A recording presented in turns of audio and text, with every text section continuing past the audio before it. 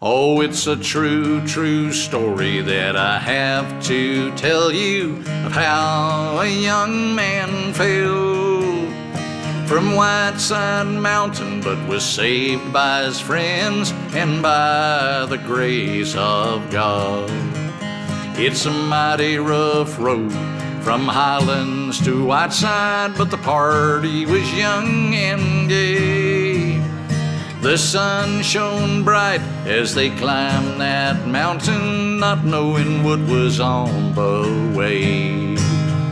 How soon, disaster struck at the top of the awesome cliffs. A slippery spot, and young Gus Baty disappeared in the depths below.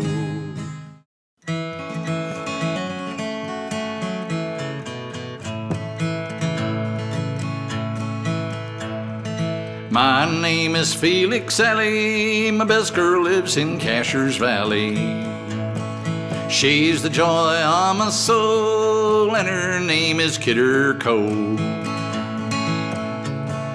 I don't know, might have been by chance, late last fall I went to a dance. Planned to dance with Kidder the livelong night, but my time got beat by Charlie Wright.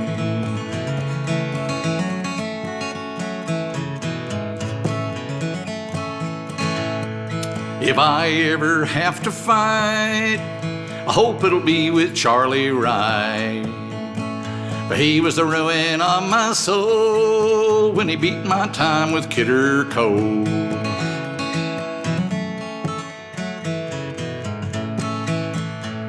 When the dance was over, I went away to bide my time till another day, when I could cause trouble and blight to sadden the soul of Charlie Wright.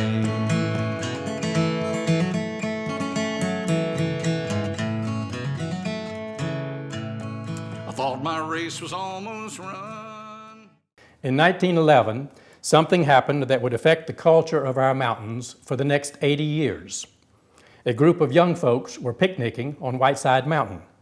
Since there are descendants of this group still living in Highlands, I'll name each one of them. There were 13 in the group.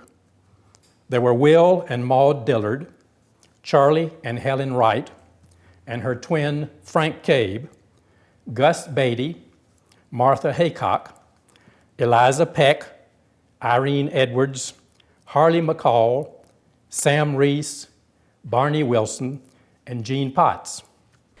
My father's name was Charlie Wright. He married my mother, Helen Pauline Cabe Wright Wilson, on December the 10th, 1910. Later that year, in the spring, my father and my mother were chaperones for a church picnic, and they had decided to make an outdoor outing up on Whiteside Mountain. They were one of the few married people. Oh. And back then, you didn't go out unless you were with a chaperone. And so they came up here and they had a picnic. Gus Baty was showing off for Irene Edwards on Fool's Rock, which was a great tongue of rock that projects into space above Whiteside. Charlie Wright was begging him to be careful, but Gus had had a little too much to drink, and he fell off the rock, and what happened then is now Highlands legend. One of the young men that was in the crowd was, I think, just about 17 years old, and he was kind of a show-off, and he liked one of the young ladies that was in the crowd, and he kept trying to get her attention. At the top of Whiteside Mountain, as you probably know, is a place called Fool's Rock. This is the pinnacle of Whiteside Mountain, and we're directly above Fool's Rock. If you would like to go venture on Fool's Rock, you have to go through Fat Man Squeeze and come down to this point right here. Young Gus Baty got out there showing off and slipped and fell. It was straight down. Unfortunately, he decided to show out a little bit, and they said he was dancing right here on Fool's Rock. Right here? Right here, The spot. dancing, and unfortunately he fell. This rock is incredibly narrow. I can't imagine dancing here. Well, that's what they said. Well, it looks But like this rock is being held in place by this bar here too right now. Probably. Well, I only asked him one time that I recall about it, and he didn't tell me very much. I don't really recall exactly how he said that, what was going on at the time, but he said he slipped in between the Fool's Rock down through the hole. Well, he was trying to impress the girls, and he was going to get out on the rock, and they were getting scared and screaming and hollering and all that, and one of them got a hold of his arm and was trying to pull him back off of the rock. And whenever the person let loose from his arm, that's when he slipped down between the rock and the mountain. So it was really somebody was restraining him, and they let loose unexpectedly, and that's actually what caused him to fall. Caused him to fall. Mm-hmm. So that's about the way I heard it too. Gus slid down a steep incline to the very top of the highest cliff east of the Rockies. Charlie ran out on the rock, looked down, and saw Gus hanging over the edge of the precipice some 150 feet below. He was caught on a small rhododendron bush, 2 inches from the brink of a perpendicular rock 1,800 feet deep. Fortunately for him, there was an outcropping of wild rhododendron or some sort of shrubs that caught him, and he did not fall all the way to the bottom of the mountain, just a few 100 feet. And then What stopped him? I mean, I don't see anything to grab onto. there was a rhododendron bush, they said, just a little He clump. just grabbed it, huh? And he was unconscious. It's just by luck that he sort of landed there. When he realized what had happened, he was laying on this ledge with his leg wrapped around like that around the rhododendron bush, and just the drop was the next thing for him. When Charlie saw Gus move his hand, he knew for certain he was alive. But he also knew Whiteside Mountain. He well knew the peril of trying to rescue Gus, who was hanging by the little bush dangling over the brink. Turning to his companion, Will Dillard, he said, "Can you go with me?" And Will nodded, "I'll try." When he fell, my father felt, of course, very responsible since they were the chaperones. And he decided to he said, "Hold on, Gus, I'm coming after you." And he and my Uncle Henry Wright both started down the mountain. But Uncle Henry soon came back, and another man named Will Dillard from Georgia decided to try to help Charlie get down to see if he could get Gus back up. So whenever he fell, my grandfather came in, I think from the right, if I remember right. They descended the vertical ledge 15 feet to the first slope of cliff. Then, crawling slowly, they crept and clung and inched their way down the rock face, grasping for handholds and niches at a full 30% grade. There was little vegetation, just patches of slippery moss. The only hand or footholds were ridges or hollows, not over an inch in height or depth. Soon the rock became so steep that Will, who was following closely, said, "I can't cross that rock, Charlie," and he stopped. Will Dillard went about halfway down and chickened out, I guess you'd call it, and had to return to the top.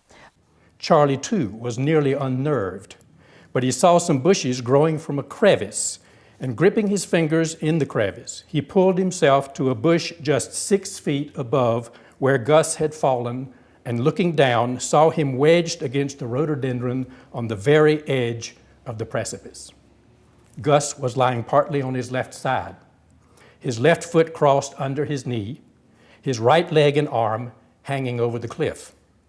The very last bush on the edge had stopped him, a sharp branch having pierced his head behind his ear, and had he missed that bush or passed 1 foot on either side of it, he would have plunged headlong almost 2,000 feet.